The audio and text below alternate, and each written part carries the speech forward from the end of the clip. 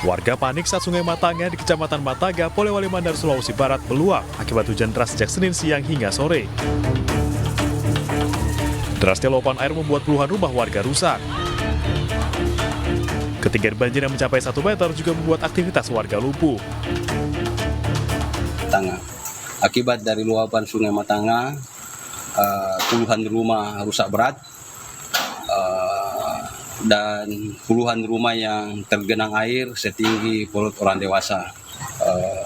Persawahan masyarakat yang padinya sudah siap panen juga rusak berat, termasuk kebun jagung banyak yang rusak. Dan juga jembatan gantung yang menghubungkan Kelurahan Matanga dan Desa Ranguan yang merupakan akses masyarakat ketika air sungai naik, itu juga terputus. Sehingga saat ini akses untuk menuju ke Kelurahan Matanga itu tidak ada. Selain merusak puluhan rumah, banjir juga memutus jembatan penghubung kelurahan dan merendam fasilitas perkantoran. Total 3 desa terdampak banjir ini. Dari Polewali Mandar, Sulawesi Barat, Huzair Zainal, iNews melaporkan.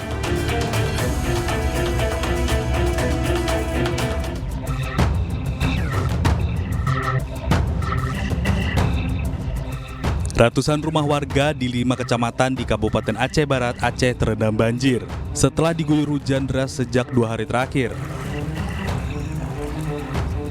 Banjir dengan ketinggian air bervariasi mulai dari 80 cm hingga 1 meter lebih, dipicu akibat meluapnya Sungai Woyla dan Sungai Meurebo.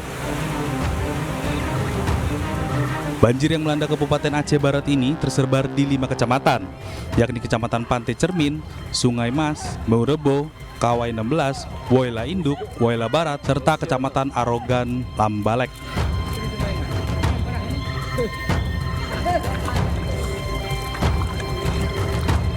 Rumah mulai jam 3 ya, semenjak jam 3 pagi, dini hari tadi sudah masuk ke rumah. Sementara di sana, di dalam masjid, jam 12 sudah ada air. Ketinggian air saat ini berapa, Bang? Rata-rata 1,5 meter lah. Terparah semalam di Sungai Mas, untuk kondisi terakhir itu Woyla Barat karena imbasnya juga dari sana. Mengungsi permanen belum ada lagi. Jadi kalaupun ada semalam itu memang sudah ada 7 desa yang mengungsinya nggak terlalu jauh dari rumah. Hingga kini banjir masih mengepung ratusan rumah warga di Kabupaten Aceh Barat, Aceh. Warga diminta untuk waspada mengingat cuaca masih ekstrim. Dari Kabupaten Aceh Barat, Aceh, Afsa iNews melaporkan.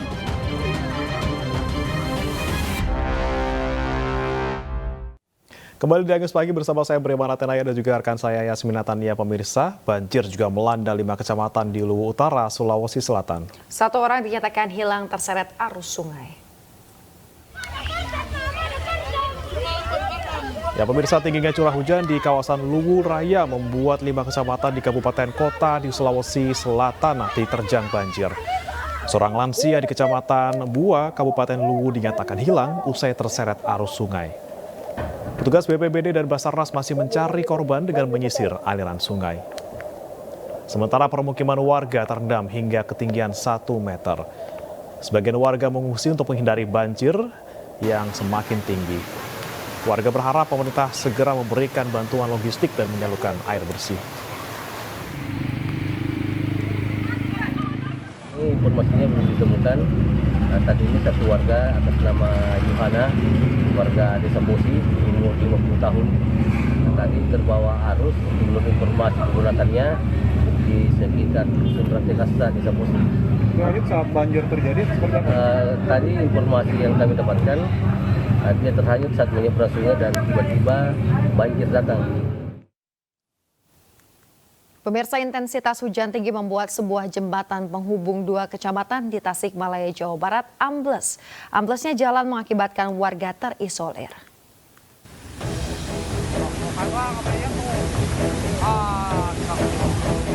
Detik-detik amblesnya jembatan Cidugalan yang menghubungkan Kecamatan Cigalotang dan Sariwangi, Kabupaten Tasikmalaya, terekam oleh warga. Menurut warga, intensitas hujan yang tinggi menyebabkan gorong-gorong air tidak mampu menahan derasnya air. Aktivitas warga terganggu karena akses jalan terputus. Para siswa yang akan berangkat sekolah terpaksa kembali lagi ke rumah karena jalan tidak bisa dilalui kendaraan. Ya kalau keadaan gini ya diliburkan dulu lah. Karena memaksa ke bawah takut gitu. Memaksa anak sekolah. Iya. Lebih jauh aja. Iya, lebih jauh. Harus lewat Cigalontang. Warga berharap pemerintah daerah segera memperbaiki jalan agar aktivitas kembali dapat normal. Dari Tasikmalaya, Jawa Barat, Asep Juharyono, iNews melaporkan.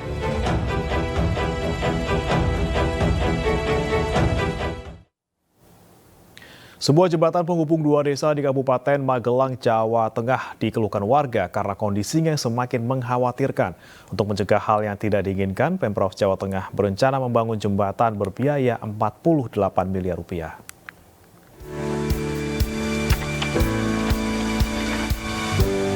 Jembatan gantung yang menghubungkan Desa Rejosari, Kecamatan Bandongan dengan Desa Ngembik, Kecamatan Magelang Utara terbuat dari kayu dan papan, serta seling baja dengan kondisi mengkhawatirkan.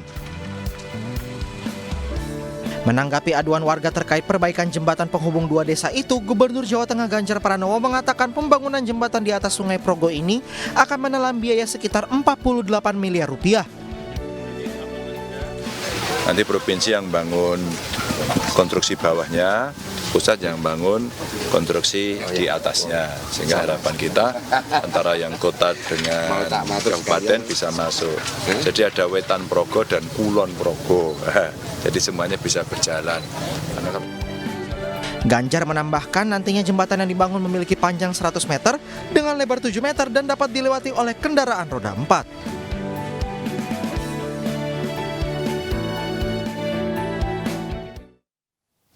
Pemirsa, Partai Keadilan Sejahtera atau PKS resmi mendaftarkan para bakal calon anggota legislatif atau bacalek yang akan memperebutkan kursi anggota DPR RI pada pemilu 2024 mendatang. Sebanyak 580 kader partai telah didaftarkan ke pihak KPU.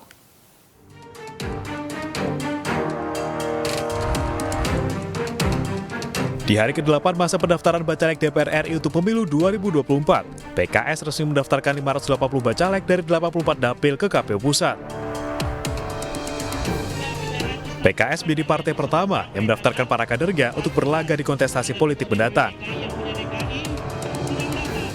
Pada hari ini kami bisa mendaftarkan secara resmi calon anggota legislatif di DPR RI untuk periode 2024-2029 ke KPU Pusat. Semuanya alhamdulillah 100% dan termasuk juga kelengkapan calon anggota perempuan maupun milenial, alhamdulillah sudah disertakan juga. PKS menegaskan telah memenuhi syarat keterwakilan perempuan 30%, yakni 208 orang. Selain itu, PKS juga mengklaim ada banyak keterwakilan dari kaum milenial.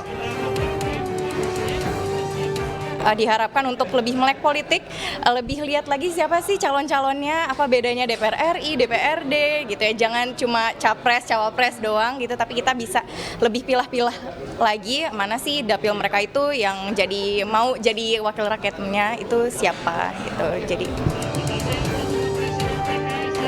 salah satu kader PKS yang didaftarkan yakni komedian Narji. Dengan tegas Narji mengatakan ingin berjuang membangun kampung halamannya yakni Pekalongan. 15 tahun saya menikah dengan istri saya di Pekalongan. Banyak yang membuat hati saya itu pengen berbuat sesuatu untuk masyarakat, untuknya milenial di sana ya. Karena usia produktif di daerah saya pasti hijrah ke kota besar. Akhirnya begitu balik di saat usia pensiun. Akhirnya kampung kita ya sawah nggak ada yang ngurus. Lapangan bola banyak tapi nggak ada yang main. Hal-hal sederhana aja yang saya lihat. Mudah-mudahan kita berjuang bareng dengan milenial di sana, bangun kampung kita biar betah. Rezeki nggak cuma di kota besar, di Jateng 10 juga banyak rezeki yang bisa kita olah.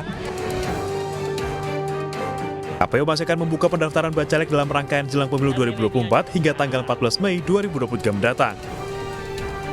Dari Jakarta, Yasmin Atania, Novan Dwi Kusuma, iNews melaporkan. Menghadiri Halal Bihalal, Masyarakat Cinta Masjid Indonesia, PLT Ketua Umum Partai Persatuan Pembangunan mengajak para tokoh menyukseskan pemilu 2024. Pelaksana tugas Ketua Umum P3 Muhammad Mardiono menghadiri silaturahmi dan Halal Bihalal Masyarakat Cinta Masjid Indonesia atau MCMI di kawasan Menteng, Jakarta Pusat. Dalam momen ini, Mardiono berkesempatan menyampaikan program pemerintah sekaligus program partai berlambang Ka'bah tersebut. Menurut Mardiono, seluruh lapisan masyarakat memiliki kewajiban untuk menyukseskan pemilu, khususnya para tokoh MJMI yang hadir. Mardiono meminta masyarakat cinta masjid Indonesia untuk terus mengawal estafet kepemimpinan lewat pemilu 2024. Insya Allah mudah-mudahan masyarakat cinta masjid ini seluruh Indonesia bisa bersama-sama mendukung pelaksanaan pemilu bersama-sama dengan Partai Persatuan Pembangunan juga untuk mengawal estafet kepemimpinan nasional kita. Nanti bisa berjalan dengan baik dan hasilnya bisa dinikmati oleh seluruh. Pemirsa, mantan Gubernur DKI Jakarta Anies Baswedan bersilaturahmi dengan pengasuh Pondok Pesantren Al-Ghufilin saat safari politik di Jember, Jawa Timur. Dengan berjalan kaki, Anies Baswedan disambut pengasuh Pondok Pesantren Al-Ghufilin Gus Baukuni Purnomo. Dilanjutkan dengan melaksanakan sholat subuh berjamaah di Masjid Komplek Ponpes.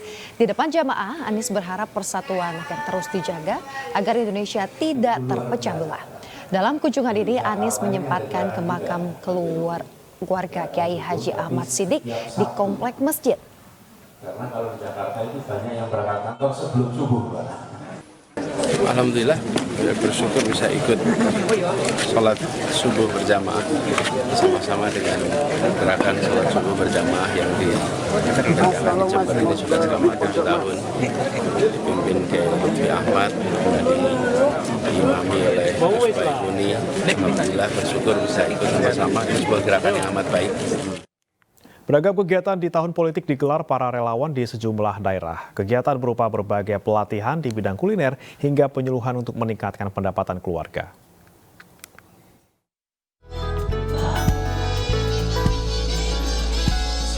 Menggandeng komunitas pedagang kue, relawan Mak Ganjar menggelar pelatihan pembuatan roti bertema baking class di Kemayoran, Jakarta Pusat. Pelatihan bertujuan untuk memberdayakan perempuan dengan meningkatkan kemampuan di bidang kuliner selain meningkatkan perekonomian keluarga. Relawan mendatangkan chef yang ahli dalam membuat roti dan jumlah peserta yang mengikuti pelatihan ini melebihi target hingga mencapai 150 orang. Menciptakan peluang usaha, relawan Sandi Uno Espas Indonesia menggelar pelatihan mengolah biji kopi di kawasan ekowisata Sleman, Yogyakarta. Para peserta diajarkan cara membuat kopi bubuk yang unik seperti dicampur dengan kelapa dan beras, serta perencanaan keuangan untuk usaha kopi. Pelatihan mengelola biji kopi ini diharapkan dapat menjadi bisnis baru bagi masyarakat Yogyakarta. Meningkatkan potensi UMKM, relawan Sri Kandi Ganjar menggelar pelatihan mengolah bakso ikan di Cikesik, Pandeglang, Banten. Bahan utama untuk pembuatan bakso merupakan sumber daya alam terbesar daerah setempat, yaitu ikan tongkol. Pelatihan mengolah ikan tongkol menjadi bakso ini diharapkan dapat membantu masyarakat yang mata pencahariannya adalah nelayan, membantu menyokong perekonomian keluarganya.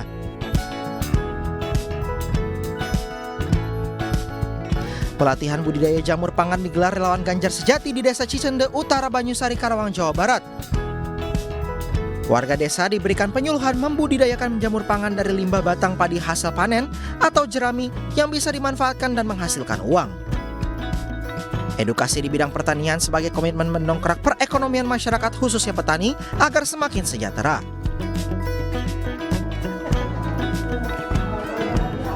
Pelatihan kewirausahaan untuk para pengemudi ojek online digelar relawan Kajol di Kota Cilegon, Banten. Adapun materi pelatihan dasar kewirausahaan itu diantaranya bagaimana memulai dan membangun usaha di awal, mengenal dan merancang model bisnis, hingga perencanaan bisnis dan profit plan. Lebih dari 500 pengemudi ojol yang ikut dalam pelatihan ini berasal dari berbagai daerah di Kabupaten Serang. Pemirsa, Partai Perindo kembali memberikan bantuan modal usaha dan juga gerobak Perindo kepada pelaku UMKM. Di Kebonjeruk, Jakarta Barat, bantuan diberikan kepada pedagang kopi. Sementara di Koja, Jakarta Utara, bantuan diberikan kepada pedagang mie ayam dan bakso.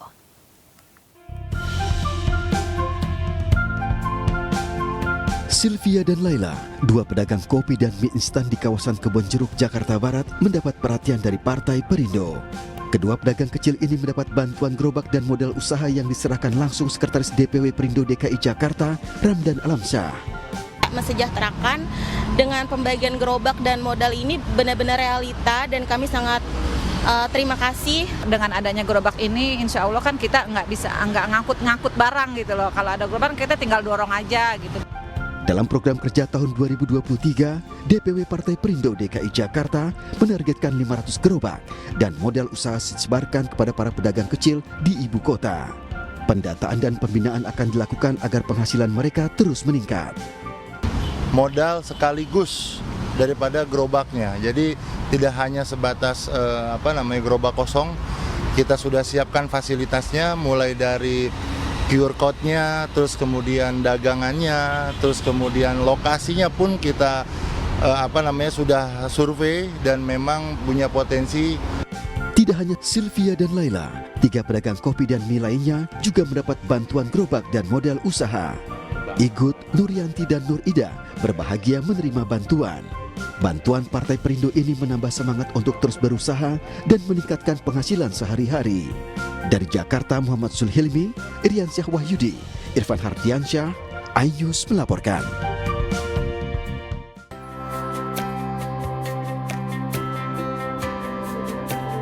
Dina dan Satori berbahagia menerima bantuan gerobak dan modal usaha dari Partai Perindo. Pedagang mie dan bakso di wilayah Koja, Jakarta Utara ini dari dulu berharap gerobaknya diganti dengan yang baru. Aku berterima kasih banget sama Bapak Haritanu Sudibyo yang udah membantu kami pedagang kecil. Dari yang usaha kami yang gerobak jelek sekarang jadi bagus. Cuman 3 kilo pertama, terus kesini ya bisa 5 kilo gitu sehari.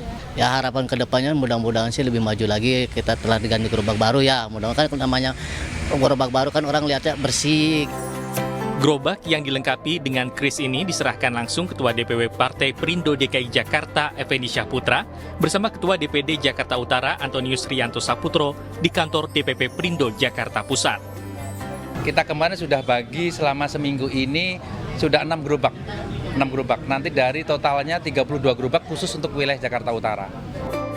Partai Perindo akan terus menyalurkan bantuan gerobak dan modal usaha kepada 500 pelaku UMKM di wilayah DKI Jakarta hingga akhir tahun 2023. Dari Jakarta, Nurul Alfi Aristiawan, iNews melaporkan.